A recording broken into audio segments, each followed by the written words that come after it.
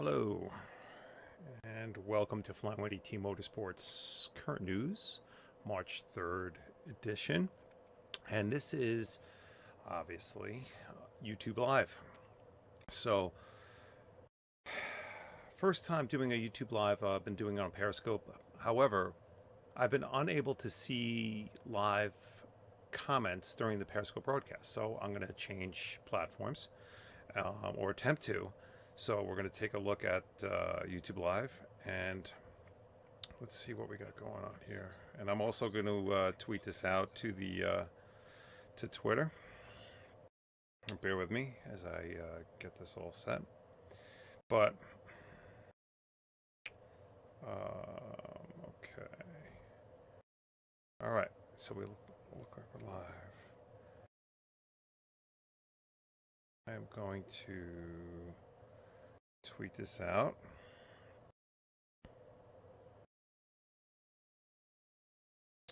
And let's put out to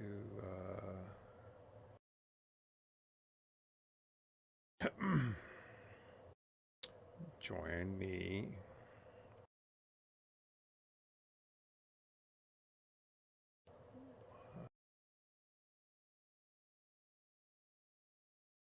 Oh boy. This is a first for everybody. And I know I might have to edit the beginning of this when I upload it as a regular video here. But let's see if we can get this going on YouTube now. And then we'll get into some news. Boom. And let's see what happens. All right. So, welcome again. And, if for those of you that have been following the Flying with ET Twitter stream on a regular basis, I'm sure you're starting to see a pattern with the coronavirus affecting car shows, affecting MXGP, affecting World Superbike. It's a little, obviously it's a little scary, but I think for those of you that have done the research and read up on it, it's still scary, but they're starting to figure out patterns in who is contracting the virus. And obviously, I don't want to be speaking about this too long. However, it does seem to be targeting people a little bit more, senior citizens, people with compromised immune systems. It's it's people who are smart and know how to like go through their day, wash their hands, avoid certain situations, and you could be in a much better position than people who are not. So I don't want to pretend like I'm an expert on it. I'm not, but the percentages of people who are contracting it that are above 50. Even there was a significant portion of people in China that were contracting it above the age of 70. Significant.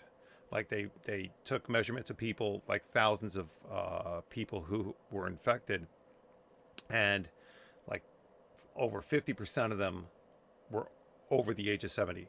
So, and then there was another 25% of them that were over the age of 50. So it seems to not be targeting young kids, but older people who have compromised immune systems. So I think then you get some of those people that have it and that are silent carriers. So you're starting to see, and one of the articles that we're going to go over in a minute is about how travel is affected, obviously, and the fear of contracting it in mass transit, such as boats, planes, and so on. Anyway, I don't want to ramble on about that too much.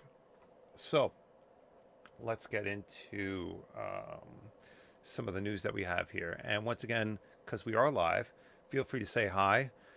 Let me know that this system is working.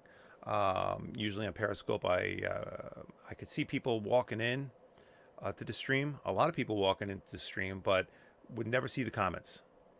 Never. So I have a feeling with YouTube Live, it's going to be a little bit different where fewer people are going to be walking in, but I will see those fewer comments. So uh, we're playing it. We're going through this together. All right. I'm going to shut up. Let's go on to the news. Boom. All right. So as we scroll through the news of the day, let's take a look. You know what? Let's just get right into the first article that I have marked, which is and this is courtesy of topspeed.com. This is Bentley's world famous coach builder ups the exclusivity ante with jaw dropping Speedster. So, for those of you that have not heard about this or seen this, this is the Bentley Mulliner Bacalar. Okay, and we're going to get into some pictures of it in a second, but I just want to go through some minor details. Not minor, some pretty big details. The British automaker took to the interwebs to introduce the Mulliner Bacalar, a $2 million open-top sports car that was named after a lake in Mexico's Yucatan Peninsula. Features paint made using rice husk ash and interior trim that includes wood accents taken from trees that fell way before Jesus was born. They're not joking. Some of these trees that contributed to the interior is, I think they said 5,000 years old. I don't know why they would even want to advertise the fact that they're using material that rare, natural material that's rare. But as we take a look at it and get into it a little bit, the Bacalar is more than just its stunning looks. It's also powered by a 6-liter twin-turbo W12 engine that produces a pulse-pounding 650 horsepower and 667 pound-feet of torque. It's got a really nice butt. I'll just say it. It's really nice. An 8-speed dual-clutch automatic transmission channels all that power to all 4 wheels. 22-inch wheels. And it accelerates from 0 to 62 in just 3.5 seconds before peaking at a top speed of 200 miles per hour. Only 12 units will be made, with each model priced at a whopping American dollars, US dollars, $2 million is where it starts. All 12 units are already spoken for. Crazy. Let's see here. You know what? I'm going to shoot out another tweet. There we go. Shoot that out. See if we can get at least one person in here to say hi on my first YouTube live broadcast. That'd be nice. All right. Let's get into some pictures, because this thing is wicked. All right. I don't know about you, but I just absolutely love this car. This is... The front is really nice. I'm not sure I'm in love with that diagonal piece right underneath the front headlight, because it looks like they went with like a racing inspired front wing support design, but then the rest of the car doesn't really display anything like that diagonal piece.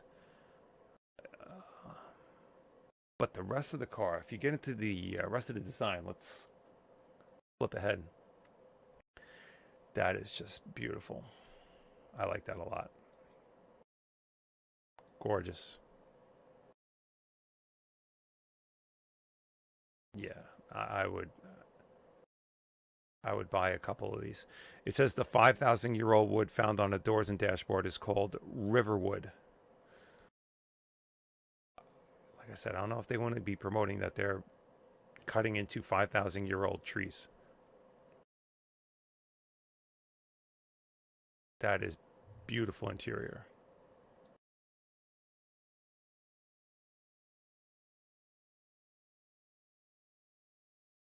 Really beautiful car. Really, really nice. They did a really nice job with it. Good for them. Excellent.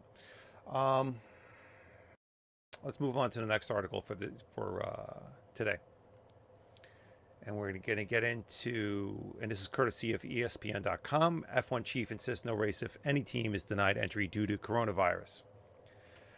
Okay, now we want to be a little bit specific about this. And Ross Brawn is a smart dude. And, I think this is an extremely fair approach to coronavirus and how it's going to be affecting Formula One in the very near future. So I think, and the first two paragraphs here really put everything into perspective as far as what they're dealing with.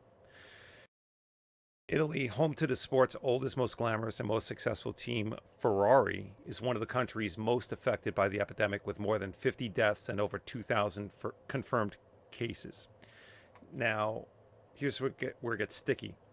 Some countries, including Vietnam, which hosts its first ever Grand Prix on April 5th, have imposed quarantine periods on anyone who has come from or been in Italy during a 2-week period prior to entry. So, what does that mean? That means that has raised concern about Ferrari's ability to participate. Ross Brawn goes on to say, if a team is prevented from entering a country, we can't have a race. Not a Formula One World Championship race anyway, because that would be unfair. And to clarify, he goes on to say, quote, obviously, if a team makes its own choice not to go to a race, that's their decision. But where a team is prevented from going to a race because of a decision of the country, then it's difficult to have a fair competition. Hence, the entire race would be canceled. Now, the article does go on to say that Braun is negotiating with Vietnamese health authorities. I don't know where that's going to get him. They want the race to happen, and it does bring in revenue to the country. But it's, obviously the country's under a lot of tension. It wouldn't be very good publicity for those health officials and even political officials if something were to happen afterwards. I mean, it's a very sticky situation, very tricky, and obviously very dangerous situation for a lot of people, health-wise. So, yeah, I mean, it's just article after article about it. But that's the position of Ross Brawn. I agree with him. It's unfortunate. I mean, a lot of us want to see nothing more than some Formula races start off the season. So, sad. Okay. On a more positive note, let's get into some another cool car that is being pushed through the press. And we get into, this is courtesy of GTspirit.com. This is the Bugatti Chiron Pure Sport. This thing is sick. This car has a $3.35 million price tag and will be limited to only 60 examples. Now, we'll get into some pictures of this also as I just glance through here, but let's go through the article a little bit. The chassis modifications. Now, this car, before we get into chassis modifications, this car was designed a little bit different than the Super Sport 300. The Super Sport was designed for top speed, just to max out, right? The Chiron Pure Sport was designed more as a, dare I say, track car. I think it's going to be rare that you're going to see many of these whipping around, but that was the mindset going into this. And they go on to explain how the rear wing is fixed. And in having that fixed wing, you have, excuse me, you have some weight loss. Let me see. We'll get into more details here. The chassis modifications include a 65% firmer springs at the front and 33% firmer springs at the rear, an adaptive damping control strategy geared towards performance as well as modified camber values. Bugatti add carbon fiber stabilizers at the front and rear, which resulted in 19 kilograms of weight loss, which is unbelievable. The 8-liter W16 engine still kicks out a massive 1,500 horsepower and 1,600 newton meters of torque. Due to the higher levels of downforce, the Pure Sport tops out at 350 kilometers an hour. But one sick stat here is that the Chiron Pure Sport accelerates from 60 to 120 kilometers an hour, almost 2 seconds faster than quote unquote standard Chiron, as if any Chiron is standard. Wow. Let's take a quick look at this. Another gorgeous, gorgeous car. That is a front end I can dig. Beautiful. Wow. Very nice interior. I love the stitching. I love the color combo. Carbon fiber in all the right places. The Alcantara steering wheel and fabric throughout. Beautiful. That center console where it's got the carbon fiber with the blue highlight. Crazy. Wow. The way they did that center console there is stunning.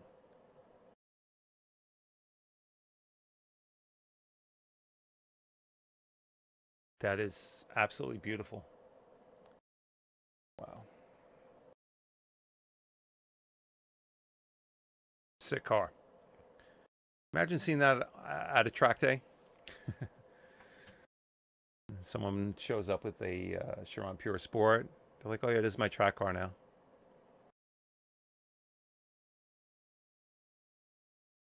Gorgeous. Wow. The weave in that carbon fiber. That is unreal.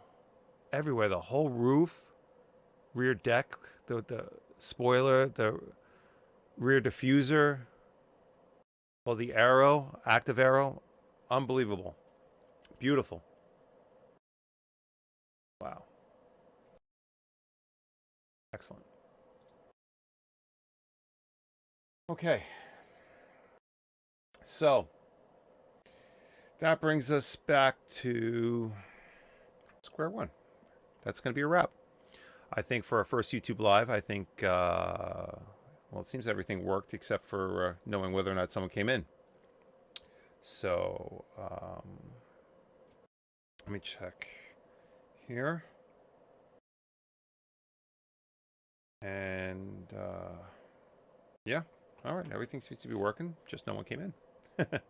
So we'll see how things go unless I can figure something out with Periscope. But I'd like to think that this is something that people can participate in a little bit easier.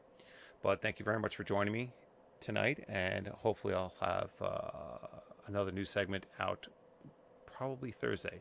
Today's Tuesday, so 48 hours from now. All right. Thank you again. Hope everyone has a good evening. Bye-bye.